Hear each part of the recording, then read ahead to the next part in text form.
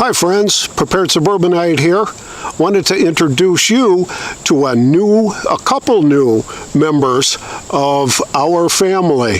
So stick around, and right after the intro, we'll get into the details.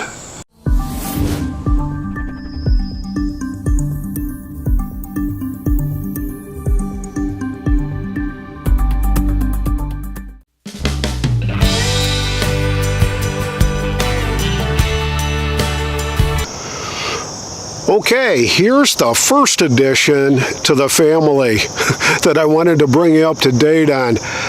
When I first started this YouTube channel, I had purchased a Canon T5, thinking that I could get some pretty good video recording out of that. I picked it up at the local wholesale club at a fairly decent price. I got a kit that had a couple of different lenses, had the camera case, had the body, and a few other little kind of goodies that went along with it. And I honestly cannot remember how much I paid for it, but it was probably around $650 for the T5. And I did that about 3.5 years ago, maybe 4 years ago. And I used that T5 for quite a lot of things, mostly just taking pictures of family and, at picnics and reunions and that kind of stuff. And realized that the audio quality on a T5 with the built-in microphones was truly substandard, and that it really didn't have all the cool bells and whistles that the T5i had. So I kind of set it aside and picked up a camcorder, the Vixia. Let me show you.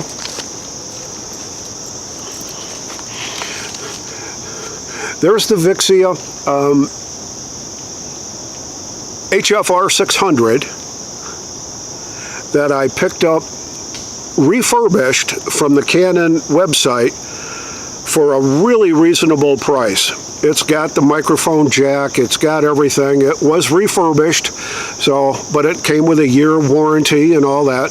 And so I picked up a couple extra batteries for it, picked up this handle for it, picked up a microphone for it. And the microphone is this one right here. It's a Takstar 598, and it's a great little microphone. They're less than 30 bucks, and it works just as good as the Roadie microphones that cost $100 or $150. So I've actually tried Roadies, and I can't tell the difference between this Takstar and the Roadie. Maybe someday I will, but we'll find out. Anyway, so I picked this up, and I used that for probably the next 50 or so videos that I put up on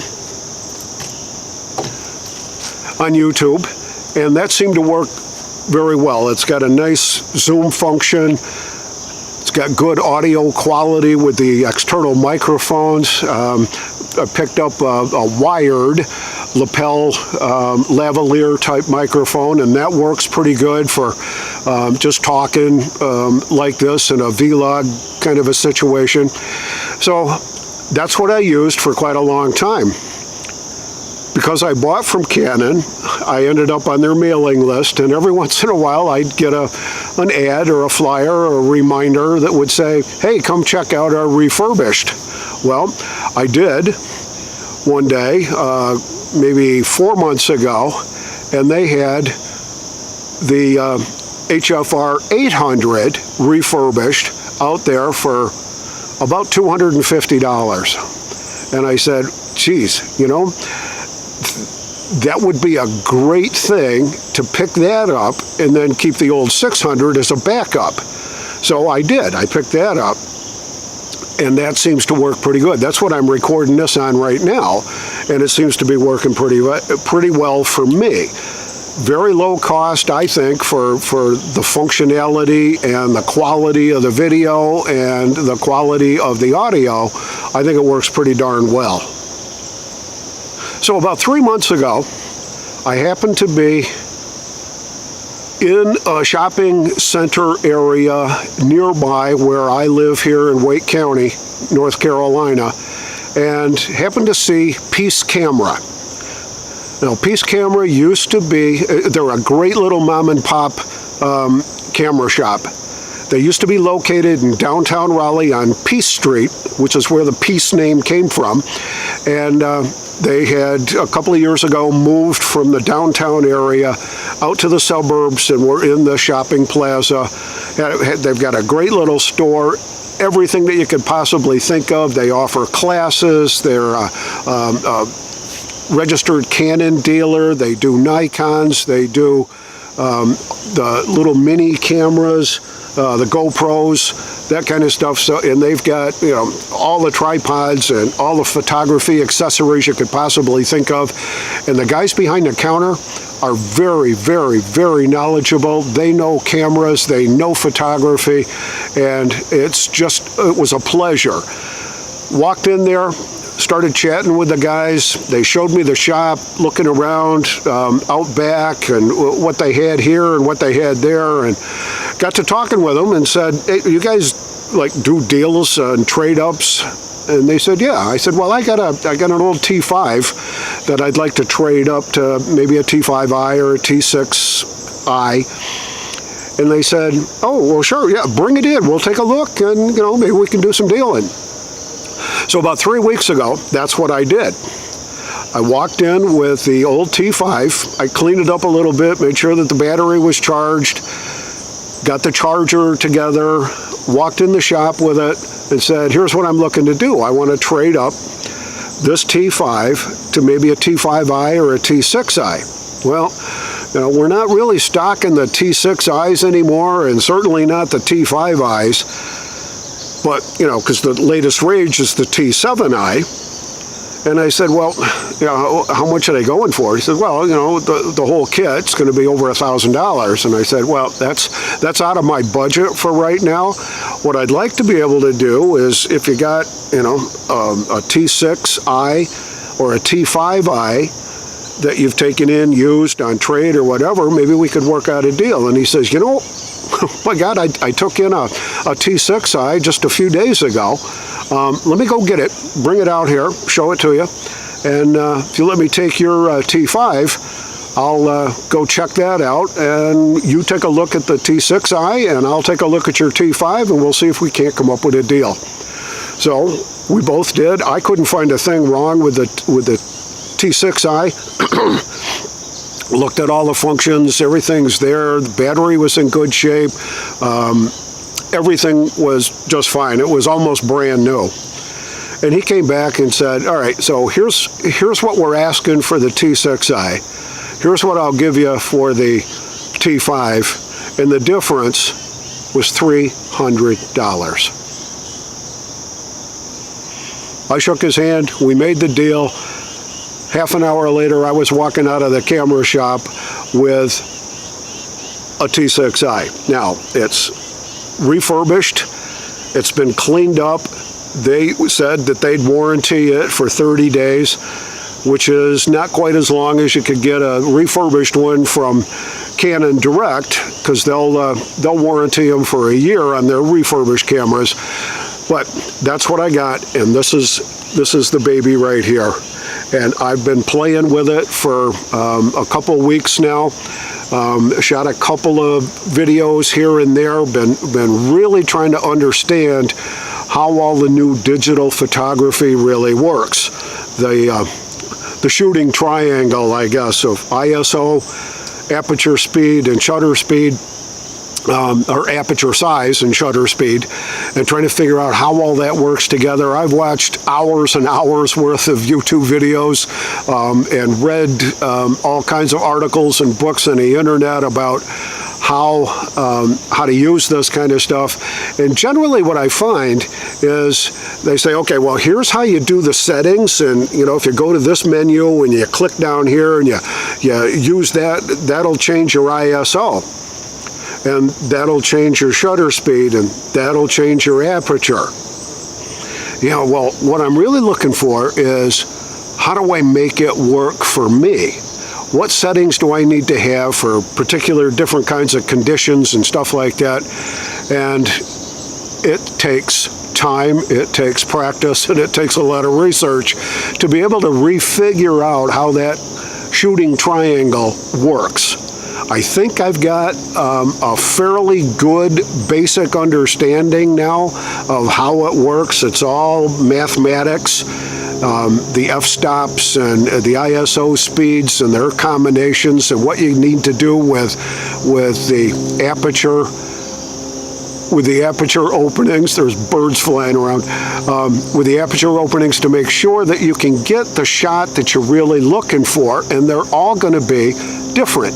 There's going to be hazy, overcast kind of conditions, sort of like it is today. There's going to be bright sunshine that is going to be out there. You're going to be up close to the subject, and you want to bring it all in focus or just pinpoint one little focus point. So there's a lot of different ways you can do that.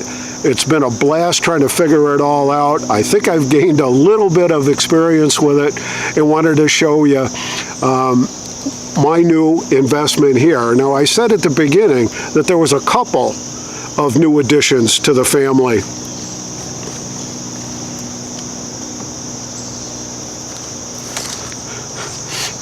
And here's addition number 2.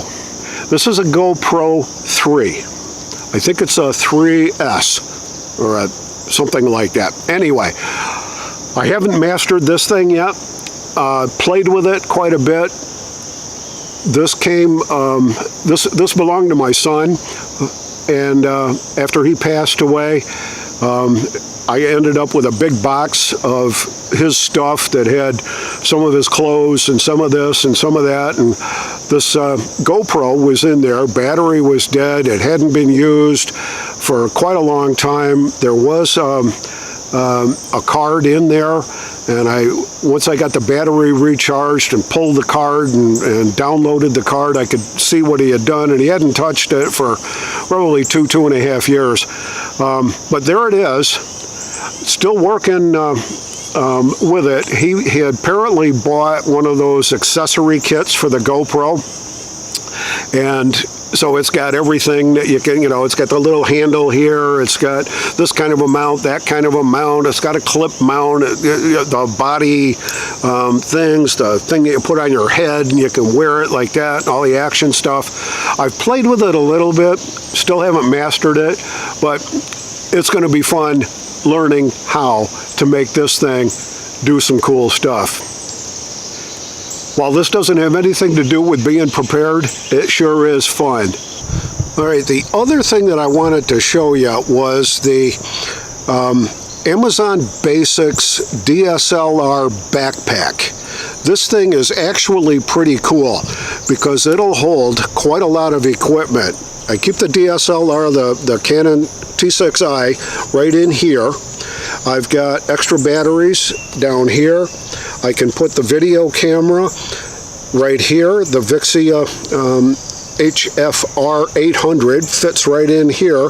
The microphone goes there. Extra lenses are here. Battery packs, the lavalier microphone, and it's got an accessory pack here that kind of like an administrative panel in a sense, that you can put cords and extra batteries and stuff like that in there. It's got a few little pouches and stuff in there that I haven't really filled up with too much of anything. And then in the back, with this zipper right here, you can place a laptop, and my laptop fits in there just fine. And it's all padded, nicely protected, fairly decent straps. It's the only criticism that I've got is the first one I ordered showed up very quickly from Amazon, yeah, because I'm a Prime member, but it had absolutely no dividers in it at all. So I had to send that one back. They replaced it with this one. This one's got the dividers, so that's cool. But it took a few extra days for all that to transpire. Now, Couple of criticisms about the bag and a couple of really pros about the bag. Criticisms are it's not very tactical. Oh gee, I wish there was a Velcro patch right here so that you could put some ID stuff here, a morale patch, whatever. I wish it had down here some molly webbing so that you could attach extra pouches and things like that. But beyond that, it's functioning just fine. It's got straps over on this side here that you can use to attach a tripod to and cinch those down, and that seems to work pretty good. I tried it out. The straps are comfortable. It's got a belly strap and a chest sternum strap, so that carrying it distributes the weight fairly well for a decent little bag. And the biggest positive is that it's only 40 bucks, and I just couldn't turn it down. With all the additions to the new family of cameras that I've got here, the GoPro, the Vixia HFR 800, and now the Canon T6i, I really needed some way to consolidate all the camera equipment into something that's very easily managed and very easily carried. This is the Prepared Suburbanite reminding you to be prepared always, and I'll see you on the next video.